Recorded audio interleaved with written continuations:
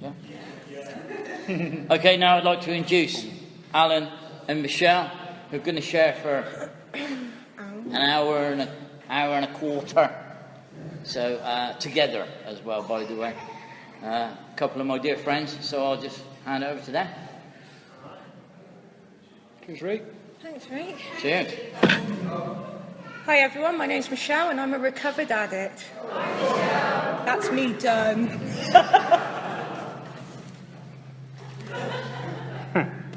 Hi, guys. My name's Alan, and I'm a recovered drug addict.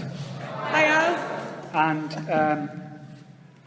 through the grace of the God that I've come to understand, through the working and reworking of the 12 steps out of the big book of Alcoholics Anonymous, and through the patience and the tolerance that I've been shown in my fellowship of Cocaine Anonymous, I haven't found it necessary to take an alcoholic drink or a mind-altering substance for 4,842 days. Woo!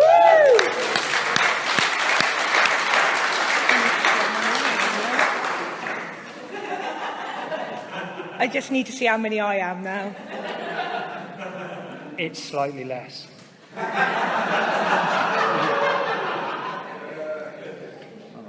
Hang on. And I attribute that to the working and reworking of the 12 steps. 4,193, by the way.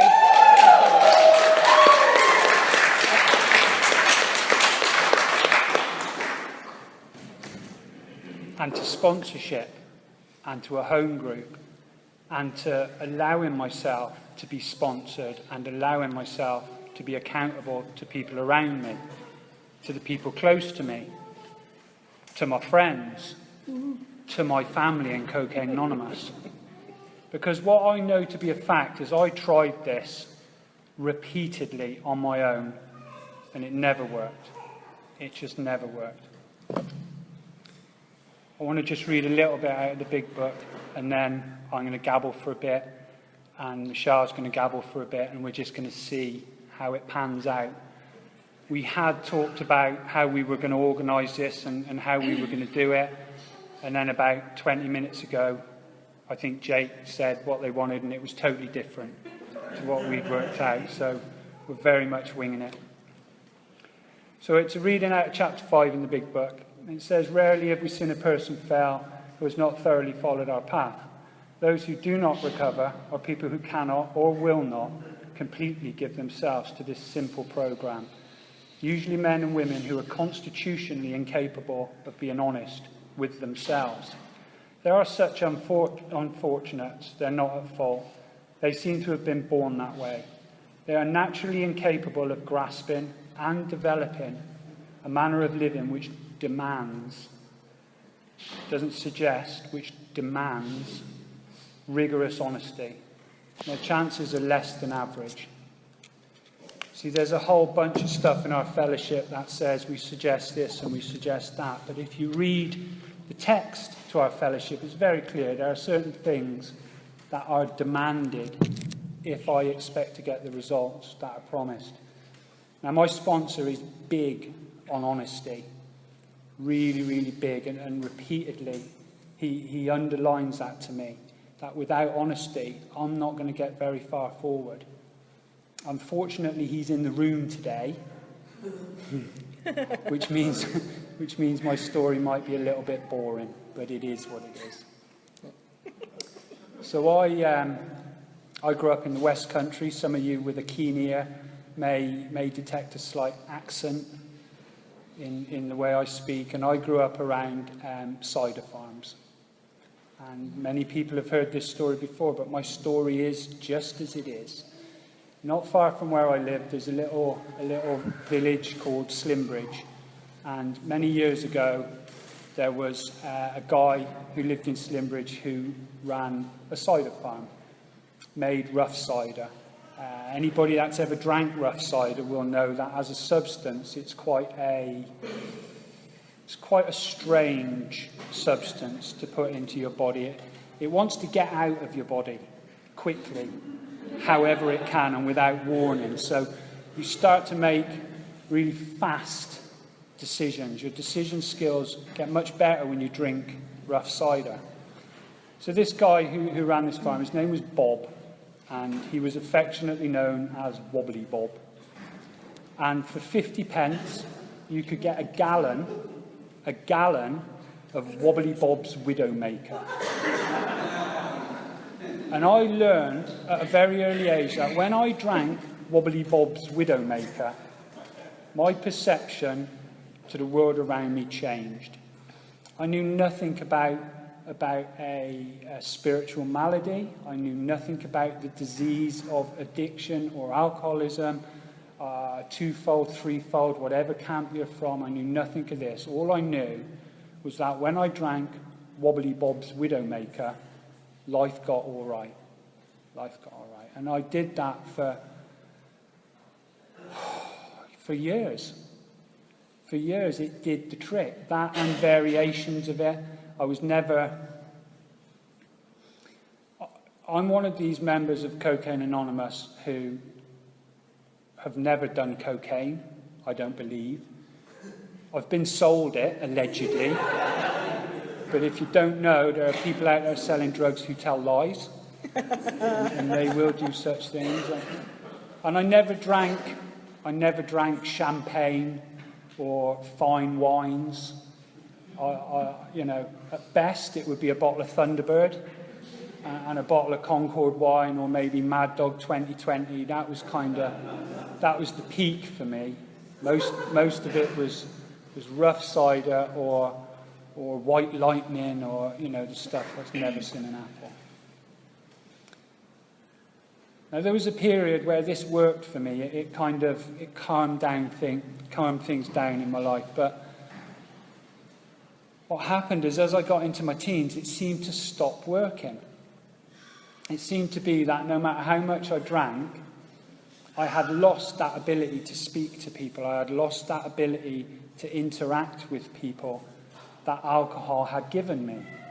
I had lost the ability to communicate without fear in the world around me that alcohol had given me. And I tried some other things. Pardon me. I tried work. I didn't take to that at all. It wasn't a great experience. I tried marriage. That didn't work very well, first time round. I started trying all these things and nothing was working. And I ended up working with a guy who was on a methadone script. And this was kind of in the mid-'80s, and things were very different then. And he gave me just 10 mil of this substance, and I realised that alcohol had been letting me down terribly. And I realised that this was the thing for me. As we say in the fellowship, without a doubt, I had arrived.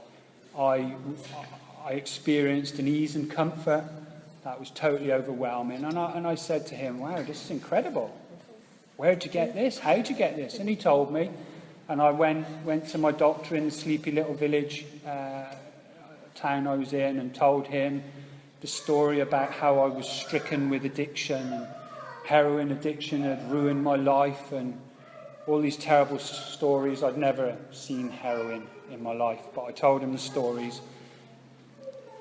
And he took pity on me and gave me this 80 mil a day methadone script on a monthly pickup. So I walked out with these 2 big litre bottles of methadone, and things were great for months.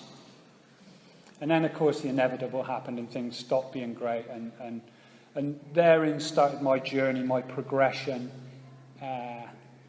through real drug addiction. I mean, I'd used drugs before. I'd done a bit of speed. That was nasty. I'd done lots of mushrooms. I always loved magic mushrooms. They were a great experience for me. I'd done a lot of acid. I always loved acid. That was a great experience for me. But there was never that ease and comfort until I got into kind of the downers. And as they stopped working, I started needing to do more. And as I started needing to do more, the things I needed to do increased. I was never a gangster. I was the man who would walk into the local supermarket, 8.5 stone, walk out of the local supermarket, 13.5 stone, bandy-legged, with cheese and bacon secreted in places cheese and bacon should never go.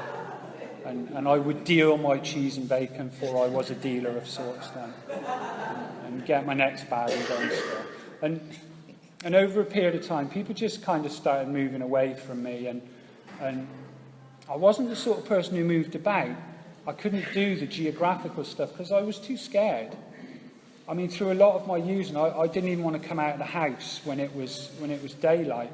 I was very, very nervous, very self-conscious, very scared of people. Because if I seen you, then you might speak to me. And if you spoke to me, God knows what would happen. I just didn't know how to deal with that. But eventually I moved away, and I moved to a town down not far away from here. My sister, who is still out there using now, and who got in touch with me today. I haven't had any contact with her for a couple of months, and it was just great to hear she's still alive, because people don't survive out there necessarily. But my sister at the time was clean, and she said, look, come and stay with us. We'll get you clean. You can get away from there. It'll be all right. We'll look after you. And I thought I was done. I was kind of done. So I said, all right, yeah, I'll come. And I went there, jumped a train, went to Terry, my sister's name is, went to Terry's place, and she was like, cool, and give me something to eat. And her fella at the time, who is not one of us, and it just, we're wired differently. He said, it's great you're here, Al. It's great you're clean. It's great you're not going to touch any of that brown rubbish anymore. We're very, very proud of you. We're going to look after you, have some tea. Here's a bit of pot to get you through the night, and here's 20 quid, in case you need it. I walked within half hour from their house into the town. Without knowing a single person in that town, at 200 yards, I spotted one of us who was at it, and within half hour I'd scored. And then the journey continued, and very soon I couldn't stay at my sister's anymore, and I'm on the streets. Still not thinking it's that bad. It's a bit of a nuisance, and my sister's a bit of an arsehole because she's kicked me out. That's her issue, but it's not that bad. And again, I've told the story many, many times. I'd ended up in reality where my life was pretty much in the gutter. Everybody who had been near me had got away from me out of necessity, but I was still looking down at everyone around me. And I decided I needed to make money, but I wasn't very good at begging, if I'm honest, and I still had this arrogance in me that beggars are a bit, just a bit skanky. So I thought, what I'll do is I'll busk to earn money. I had this notion. Anybody who loves blues music, there's an old blues guy, been dead many, many years, called Robert Johnson, who was a fantastic, fantastic blues magician, but was probably one of us. And I had this delusion that I was kind of like that, kind of cut from the same cloth as the greats. It was in my soul. It just needed releasing. And I mean, my problem was I couldn't really play an instrument. But I went out searching, and I got myself at that time. I got myself a little penny whistle, and I went to the local council there. And then you used to have a license to busk. You didn't have to do anything; you just had to ask them for it, and they give you this license. So I got my license. So now I was a bona fide musician. I had my instrument of choice, and I set myself up in this town, and I started busking. Now, sadly, it turns out I wasn't that musical. And sadly, it turns out that I could only play one tune. And I couldn't play that tune very well. But I played it again and again and again. And ironically enough, and this is how I know God's got a sense of humour, the one single tune that I could play is The Great Escape. And I would sit there day after day after day.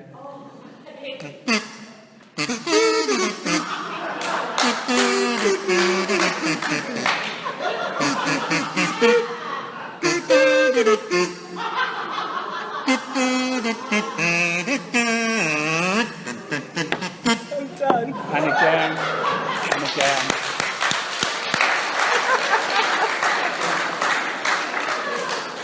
And again. Now, sadly, I didn't have accompaniment then, so it wasn't quite as good. But this is part of this condition that I suffer from, this illness of addiction. And I didn't know what it was at the time, but if somebody walked by and put a couple of coppers in my grimy old hat, the love that I would feel for these people was just overwhelming. I'd be like, oh, thank you, God loves you, thank you. Do, do, do, do, do, do, do, do, do. But if they didn't, the hatred. I didn't know what it was called then, but the resentment. And I would work out how I was going to follow them home. I was going to hide in the hedge behind their house. And at 3 o'clock in the morning, I was going to smash every damn window out of their house. Because they stole from me. My gift to them. Do, do, do, do, do. Do, do, do, again and again and again. And towards the end of it, I swear, people would come and say, look, mate, if you can play one single tune differently, I'll give you a £5 now. Do, do, do, do, do, do, do. Again and again and again. And that was it for me. It was like Groundhog Day. When I came to Cocaine Anonymous, one of the things that was really driven into me very soon on was get a commitment. If you've got any sobriety or any clean time to the fellowship of your choice and you're not giving back, you're probably a thief. And I'd been a thief for so many years. So commitment became very important to me. And what I realised is, if there had been people in that town who were involved in public information, in getting the message of Cocaine Anonymous out to me then, I would have probably been saved from that misery a lot sooner. So I'd get the money, I'd go, I'd score. That was always the journey that it was. If I actually got the drugs I was trying to score, it was miraculous. It usually didn't happen. I've often told the tale of getting my little bag of stuff and getting in the stairwell and, oh, yes, I feel better because it's in my hand. Mm-hmm. That's not a normal reaction. If you've ever used drugs and you feel better from holding it in your hand, you need to know drugs don't work like that with normal people. And I'd get my little package and I'd break it open and I'd see the colour was brown and I'd think, yeah. And I'd get the faintest smell of oxtail soup and I'd think, sorry. And as I'm cooking it up and mixing it, the smell of oxtail soup's getting stronger and stronger. And I'm thinking, the guy I've scored off can't have ripped me off. I've known him for 2.5 days. We're solid. We go way back. And the reality is that through a lot of my using, I'm stood in a stairwell in some multi-storey or car park with my trousers round my ankles trying to inject oxtail soup into my groin, still thinking it's not that bad. And again and again and again. And the way it worked out for me, I got into trouble and I went into jail. And they said to me, listen, Dobbo, if you get involved in some sort of treatment programme, there's a possibility that you'll get parole and get out of jail sooner. And that's why I initially got involved in this. Not because I wanted to find God, not because I wanted to be clean and sober, but because I wanted to use.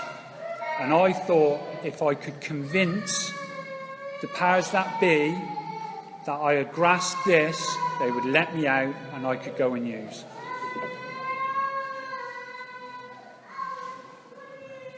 It doesn't matter why you're here.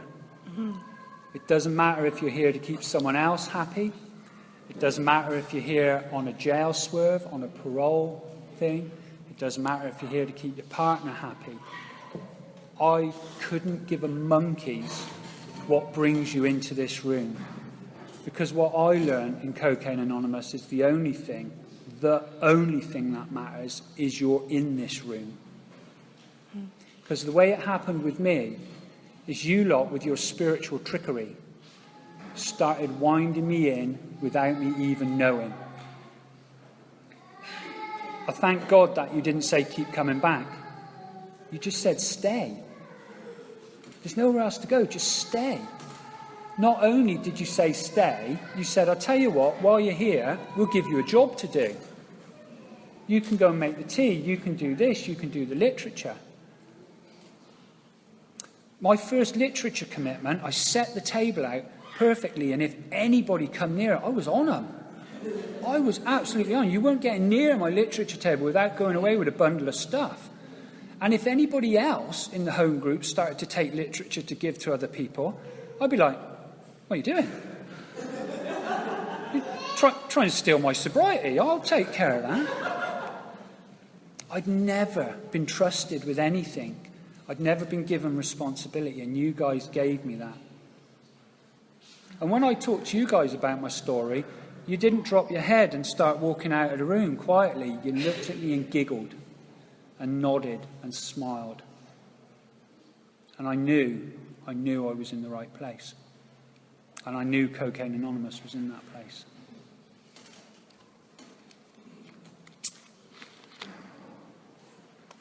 I feel like I'm meant to do something when he pauses. Nicely done. Yeah. Kazoo up each nostril.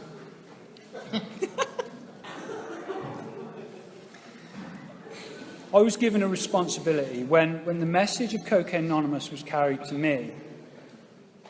With that came responsibility. And I didn't know at the time, and it wasn't put on me. It was just like, there's a solution here. You don't have to keep using. It can change. And it was put to me in a way where it got my attention.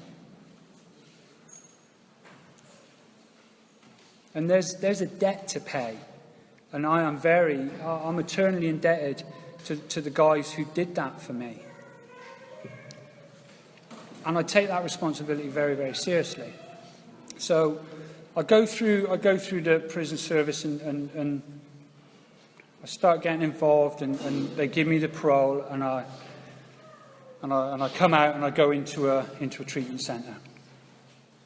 And it was also, Claire touched on it on a share earlier on. It was in the days when you could stay in treatment centres quite a long time. So I'd been involved in a treatment centre in a jail for the best part of a year, and then I was coming out and in another one for like another 6 months or whatever it was. So I was a treatment god at that point. I was like, if you've ever been in them places, you can kind of get to manipulating groups and thinking you're the king of the castle and running things and know much more than the people who work there. And I had arrived, and that for sure was the case, I felt, with me. I remember having a conversation with this guy as I was coming out of jail and going into a treatment centre, and he talked to me about finding women in the fellowship. And he said, there's 2 things to remember and only 2, which I thought was quite good, because I can probably remember a couple of things. He said, firstly, the thing is, if you're looking for a partner in the fellowship, you need to understand the odds are good. I thought, I like this. I like the sound of that. He said, remember, the odds are good. He said, but also remember, the goods are odd.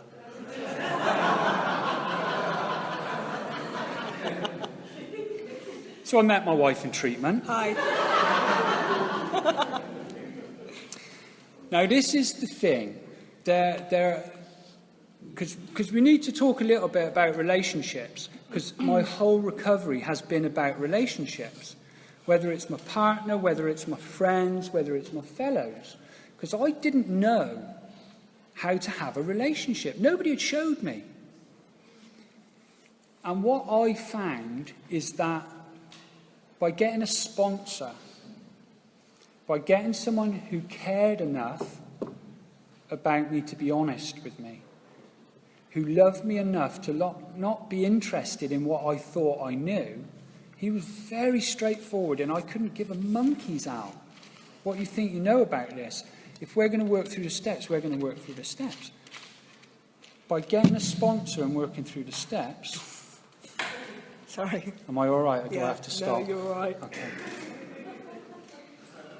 By getting involved in CA, by getting involved in service, by getting a home group, by continuing to grow in that, then anything else is possible.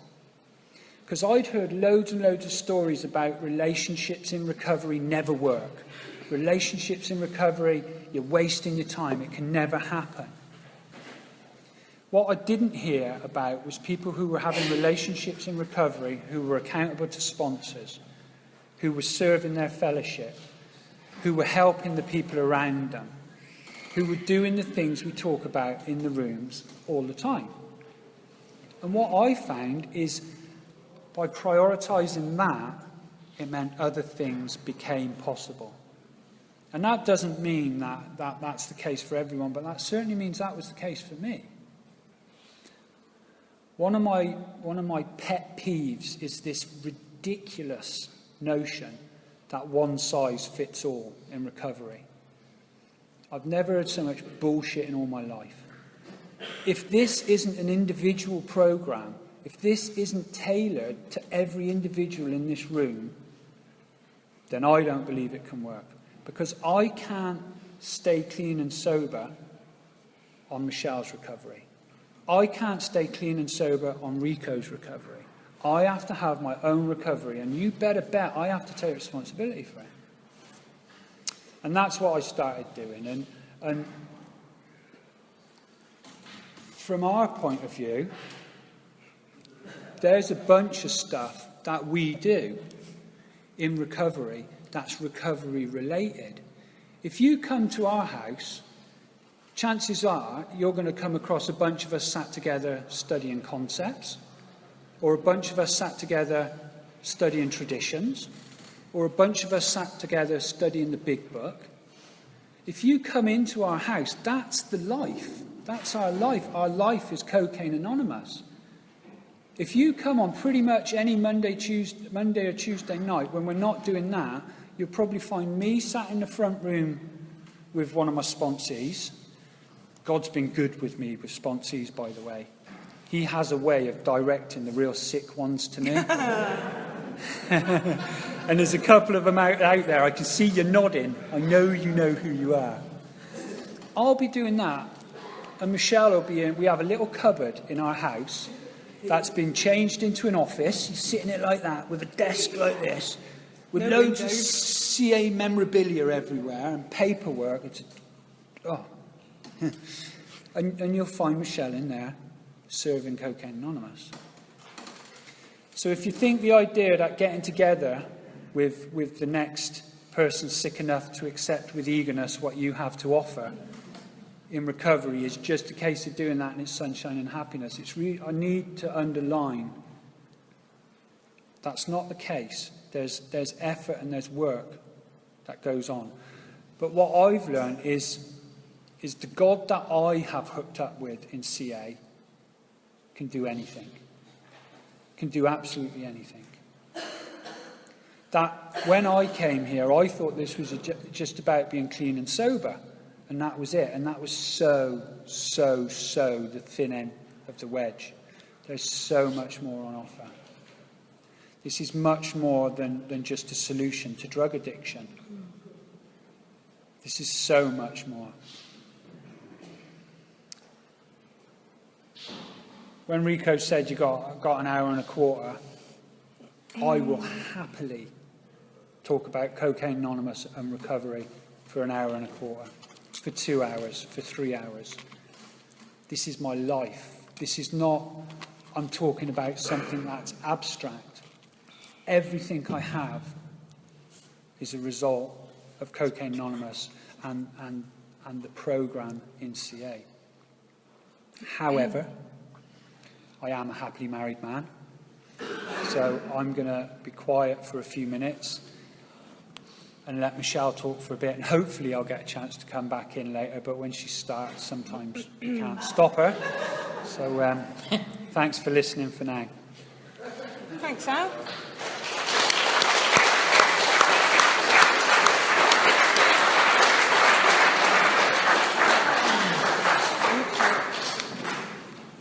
Hi everyone, my name's Michelle and I'm an addict. Why is everyone leaving when you stop? What's that even about? Bastards. Yeah, I feel great now. I'd just like to say thank you to my ladies sat in front pulling faces at me. You all look beautiful, girls. So I'm really scared and I'm in a real dilemma here because... So what I want is to do a really good share so that you all like me, like loads. But at the same time, I never want to be asked to do this again. So there's kind of a balance between getting a great share and not, you know, I guess. So I'm going to aim for some middle ground. My story is... Do you know, it's the great thing about this fellowship, isn't it, that these seats that we sit on, that we've earned to be here in Cocaine Anonymous, are open to anyone, no matter what our stories are. And I'm really grateful for that, because Alan's got a different story to me, and I have probably got a slightly different story to you. And you probably haven't got as dry a mouth as me at the moment either. But, so when you've heard him, once you've heard my share, if it's still not the same as yours, do you know what? Stick around, listen to some other people, because someone sat in this room or in another room of Cocaine Anonymous will share a story so like your own that you'll think they're telling your story. You know, when you hear that, you'll know you're home, you'll know you're in the right place, and you know you found the person that you can connect with that will help you get the connection to God or the higher power that you need to recover from drug addiction. Because the truth is, once we hit these rooms, once we find the fellowship, we never have to use again. Ever. And I want to say that really early on in my share, in case you hear nothing else, because that is the most important thing that you will hear in this convention. It is the whole reason for us being here, is to know that you never have to use again, and to celebrate the life and the freedom that we found as a result of not using drugs. You know, it's because my experience was that I used drugs because I was so uncomfortable with myself and I needed freedom from that discomfort. I used the drugs that I used to help me interact with people, to help me act in a way that I thought I needed to be like to make people like me. I used drugs just to survive. I didn't know how to live without them. So, you know, coming into recovery and finding out that actually I'm freer than I've ever been, I'm happier with myself than I've ever known, and I'm happier with life, is just an amazing thing, isn't it? You know, and it is on offer to every one of us and everyone out there who's still using, that would like some freedom from drug addiction.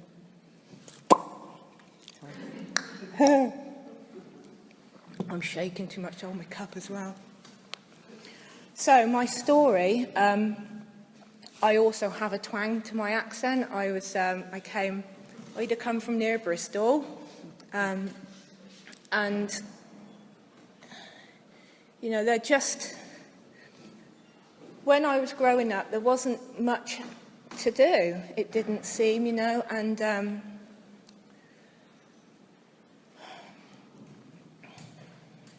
drugs just seemed to be the way to go. Quite a few people went that way, you know. It was around the time of the Just Say No campaign. Grange Hill was on. There were people doing drugs. you wouldn't think that it looked attractive. There were adverts on telly of people with dark circles under their eyes in black and white with needles hanging out of their arms. You know, the whole business was made to look very seedy. And yet, for some reason, it still looked attractive to me.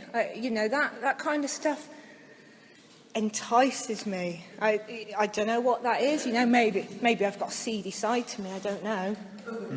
Maybe. Didn't mean to say that out loud. Yeah, there was just no need for that.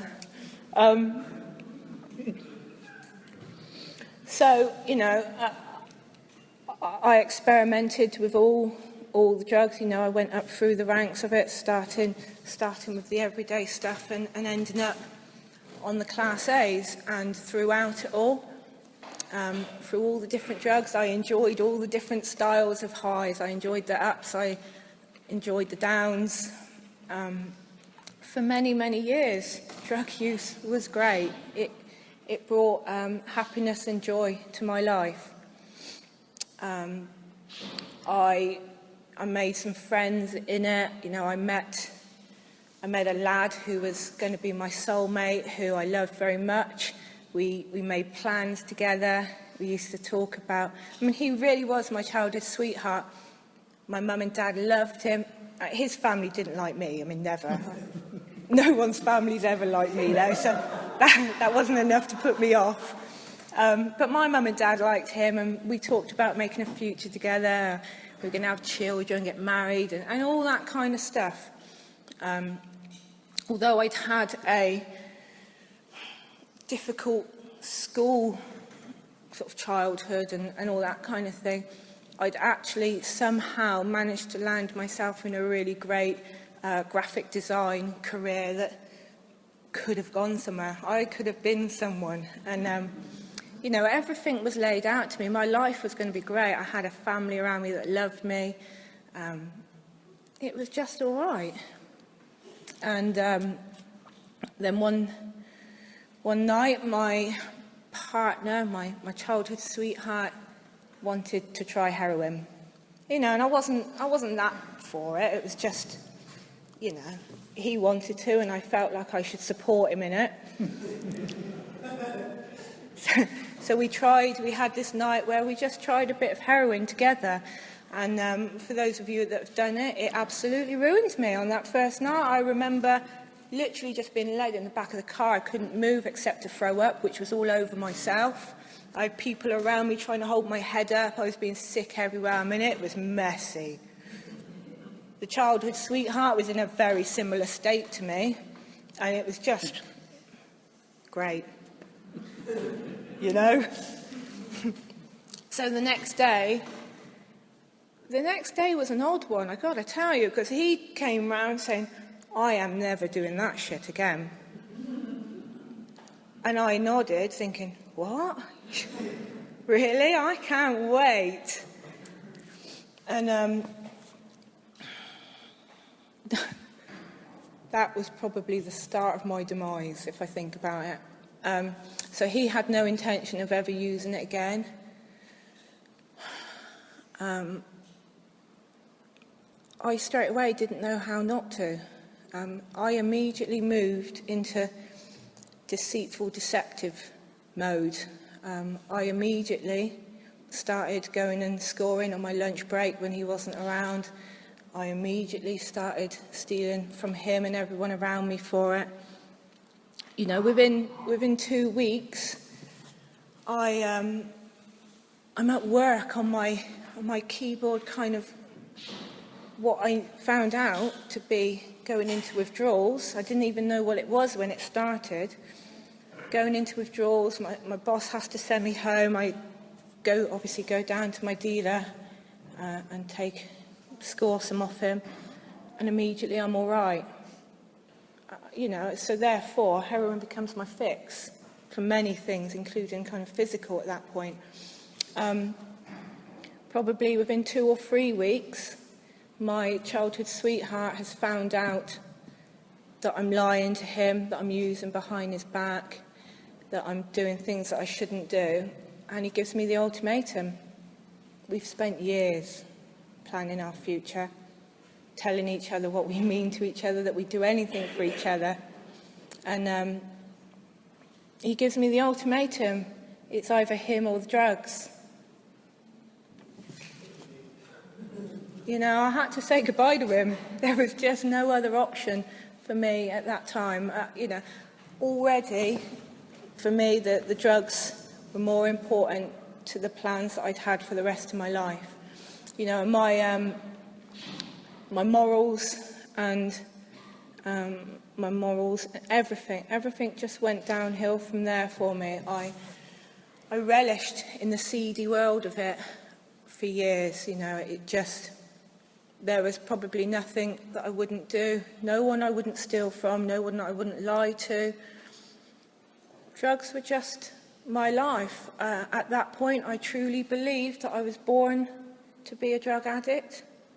I thought I was really good at it, and I thought that I would die a drug addict. I couldn't see any other way that I could survive in this world at that point. You know, I lost my job, not as a result of my boss not trying. My boss paid for me to go into a treatment centre. He gave me a pay rise while I was in there. That didn't help. It didn't help at all. You know, there was nothing external that could have worked for me. And, you know, I tried all the medical interventions. I had psychologists, psychiatrists. I had drugs workers that tried to tell me to measure my bits of foil that I was burning heroin on. If I had a certain size foil, I was allowed a certain amount of lines before a certain time of day. All would be well. That didn't go so well for either of us. You know, life was dark, and it got to the point where, you know, I couldn't function anymore on using heroin. And I started hitting the treatment centres. I became very good at treatment centres. I became really good at detoxing.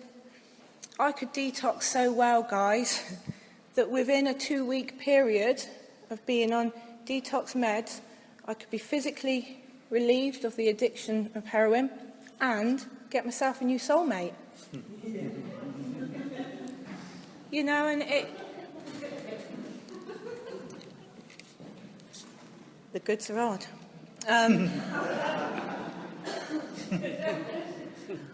I did a lot of that, you know. In truth, I did that 7 times. I did 7 treatment centres, doing exactly the same every time. I'd get myself physically withdrawn from the substance that I was using, grab myself a new fella, think everything was going to be okay because I thought that the drugs that were in my system were the problem, and as long as I left with somebody that was going to look after me, then I never had to use again. It didn't work, you know, and I guess my biggest asset by the time that I hit Bournemouth, although I didn't know it at the time, was that I had learnt that just doing a treatment centre wasn't going to be enough for me, that just finding a fella wasn't going to be enough for me, that something else was going to be needed for me to find a way to successfully live without having to put substances in my body.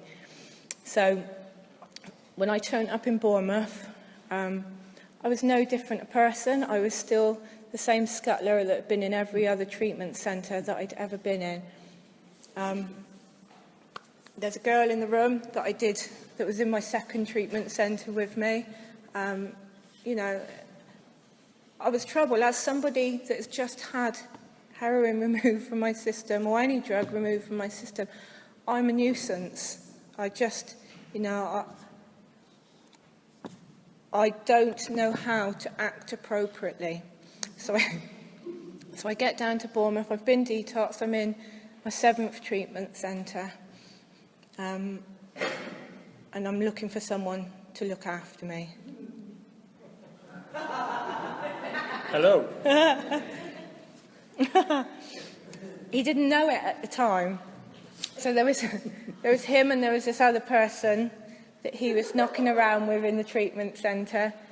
And I really wanted these two to like me.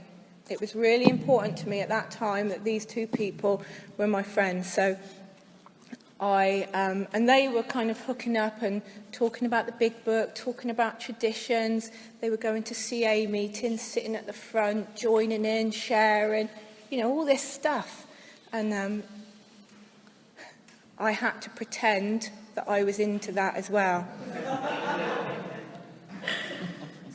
So I started pretending that I couldn't even pretend that I understood what was in the big book, but I pretended that I was interested in what the big book had to say, and I'd get them to explain it to me. Is that you, Dave? Ah. I thought that was his phone.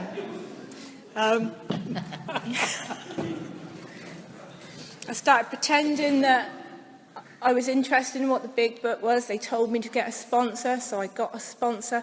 Not a great one at that time, I've got to say. She tried robbing me. Be careful who you ask to sponsor you. So I got myself a sponsor and I started to do this stuff. The sponsor that took me through the steps, we went through it.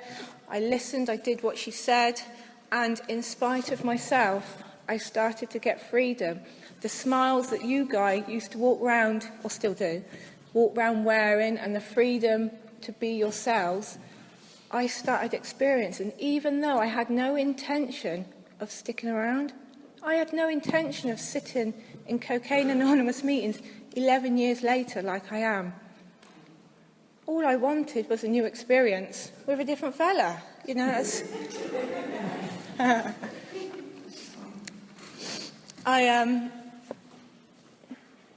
I learned how to stay clean and sober for a significant period of time without having to use, when all I'd been able to manage before I worked the steps, the cleanest I'd managed to get was whatever a couple of wet wipes had on offer for me. I couldn't manage any time on my own. I didn't know. I didn't know how to do this, and no matter how many times I tried, I couldn't until I worked these steps. And the freedom that I have got from working these steps is just massive, My life does revolve around Cocaine Anonymous, not because I feel it has to, otherwise I'm going to use again. I don't even know. But I don't want to try and find out, because I love being amongst you. I love the freedom and the friendship that I found in here. My first commitment was very different to Al's. He did it to the best of his ability. Mine was a greeter's commitment, and I was so frightened that as soon as I saw anyone coming towards me, I quickly looked at the ground and hid. But I have been taught how to do this stuff. I've been shown how to do service by some amazing people. I've had the opportunity to serve different places, different levels with different people, and each time I've learned something. Each time I've learnt a skill that has ultimately led to me being able to live a happy and successful life and have a career, clean and sober. Our lives today as a relationship in recovery, we've learnt so much. Clearly he'd already tried being married and it didn't work, so I must be the one that the marriages work with. It has to be me. Don't you think? Absolutely, yes. Yes. But I've had to learn how to have a relationship, like he said, with myself, with him, with you, with God, because I didn't know how to do any of those things. And when I've struggled having a relationship with him, it's normally you guys that help me with that. When I'm struggling to have a relationship with you, it's normally him that helps me with that. And when I'm struggling with all of you, or none of you, I go to God and he helps me with it all. The promises that we talk about in Cocaine Anonymous are on offer to any of us and all of us. I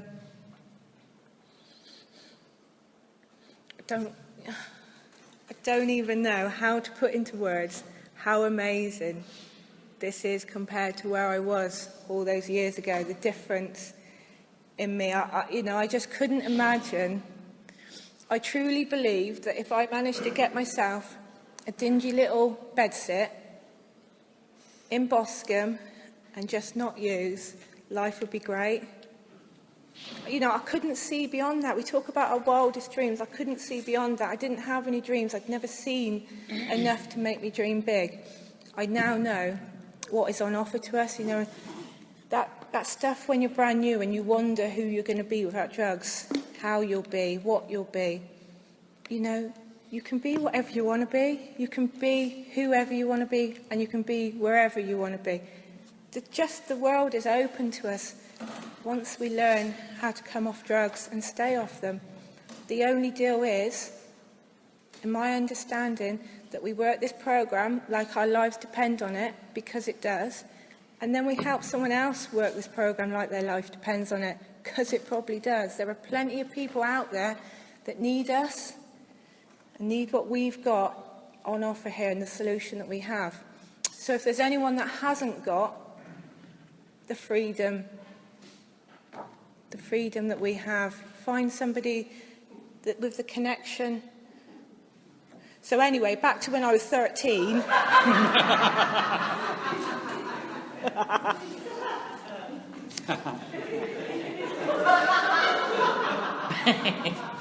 Yeah, you think that's funny?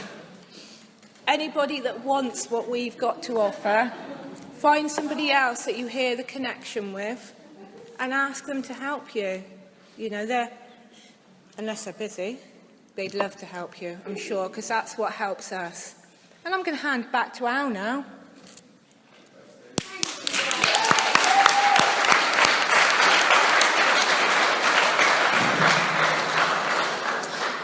Nice one, guys. So we're coming to the end of it. I just wanted to, just a couple of other things. You can read it at the end, because it's stolen from you. It is. Well. Just a couple of things that I wanted to add to what was being said. So there's a guy who's not in the room now. He's gone outside that I'm sponsoring, who's really, really struggling. And I had a conversation with him before, and I'll talk to him later. But there was another guy in the room who had carried the message of Cocaine Anonymous to me. Do you want my glasses?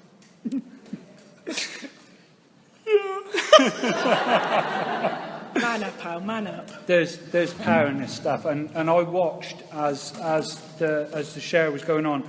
I watched him unprompted go and sit by this other person and go outside with him, and this is the thing that it's so important. Don't buy into the lie that we're not judgmental and we're not going to judge people. Don't buy into the delusion that you're not going to judge people. Because if you're an addict of my type, you will. But what I would urge you to do is to judge people on their actions. Watch what people are doing in this fellowship and then act on that. Because the big book that we work from is a fantastic bit of literature, but it's just a book, and a monkey on a bike can read it and recite it. So it's really, really easy to sit in these meetings and sound good. But what are you doing? What are you doing for your recovery? If you're seeing that person just along from you who's clearly struggling, are you prepared to get off your ass, go and sit with them and share with them and help them? Because, see, that's what's become fundamental to my recovery, no matter what happens. So in January this year, Tuesday night, I finish work, everything's hunky-dory, I get on my bike and I'm riding off to college. And a car comes the other way and hits me off my bike and hurts me. The surgeon tells me what it did is it forced the hardest bone in my leg through the thickest bone in my hip and smashed it to pieces. What I heard when I spoke to the surgeons that night were, you'll be up on your feet in about 6 weeks. What they actually said was, it'll probably take between 12 and 18 months before you can walk again. So I'm now in hospital. The only way they can treat injuries like that is by filling you full of my favourite things. Not only do they give me as much morphine as I can drink, but ultimately they give me a button I can push, which will fuel me with as much morphine as I want. Now this is dangerous to someone like me. This is what happens. I get a call from some of my fellows. 2 of them are in here. Rico and Dave call me up. Say, do you want to visit her? I say, yeah, that'd be great. Anything we can bring, they say. I'm already hitting the auromorph quite heavy. Yeah, come dressed as Mexicans, I say. They turn up, sure enough, dressed as Mexicans. Big hats, big tashes. One of the surgeons, as they're leaving, says, guys, can I get a photo with you? And they ring me and they reach out. And my other fellows in this room, they get in touch with me and they reach out. And I'm on Skype talking to my home group members with a bloody morphine button in my hand. And my home group are on the other end, linking to me. See, even when I can't do it myself, even when God is doing for me what I can't see, he shows himself through you guys. It'll be all right. It's always all right. Michelle said that to me again and again and again and again. I'm battered. I'm broken in this hospital bed.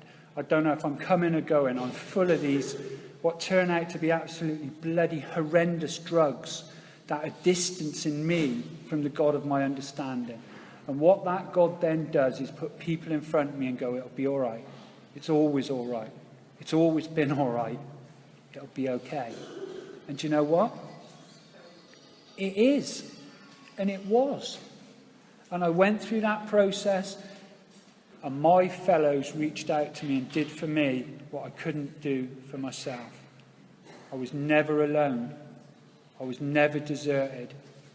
I was never left out in the cold. And that's what Cocaine Anonymous offers every single person in this room. On and beyond, you never need to use again. Our primary message. You need to know you never need to be alone again either. Ever. Under any circumstances. We won't exclude you. We won't kick you out. There's a home in Cocaine Anonymous for every single person here. There's a solution to the crippling, debilitating, life-threatening disease of addiction that takes so many of our brothers and sisters. I'll say what was said to me at the beginning. If anybody says to you, keep coming back, as lovingly as you can, please, please, please, tell them to piss off. Just stay. We need you here, and we need everyone. So I started with a reading from the Big Book, and I'd like to finish with a bit of a reading of the Big Book. This is, nothing in my recovery is new. Everything's been handed to me by different people through my recovery and through my recovery journey. And thank God none of it's new. And this bit of the Big Book is a bit that, if I'm doing a share myself, I'll often finish with. I love it. It's a great bit of the book. But I didn't discover it. It was the wife. And she pointed out to me. And it's great. And I really, really love it. So I'm going to ask Michelle if she can just read this last little bit. It's in a story called Crossing the River of Denial. It's a great story in the dusty end of the book, if anybody wants to have a look. So here I am, sober, successful, serene. Just a few of the gifts of the programme for surrendering, suiting up and showing up for life every day. Good days and bad days, reality is a wild ride, and I wouldn't miss it for the world. I don't question how this programme works. I trust in God, stay involved in service, go to meetings, work with others and practice the principles of the steps to the best of my willingness each day. I don't know which of these keeps me sober, and I'm not about to try and find out. It's worked for quite a few days now, so I think I'll try it again tomorrow. Thank you, guys.